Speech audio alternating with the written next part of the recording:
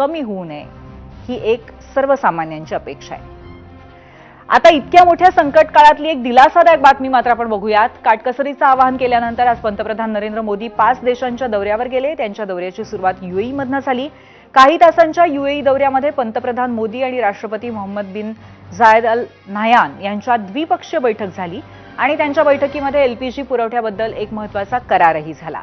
इतकंच नाही तर सामरिक पेट्रोलियम साठे, संरक्षण सहकार्य आणि वडिनार इथल्या जहाज दुरुस्ती क्लस्टर बाबतही सामंजस्य करारांवरती स्वाक्षरी करण्यात आली आहे। फक्त 180 मिनिटांचा UAE दौरा पूर्ण करून पंतप्रधान नरेंद्र मोदी नेदरलँड्सकडे रवानाही झाले। आजच्या आर्थिक संकटाच्या तोंडावर मोदींचा हा दौरा अत्यंत महत्त्वाचा मानला जातोय।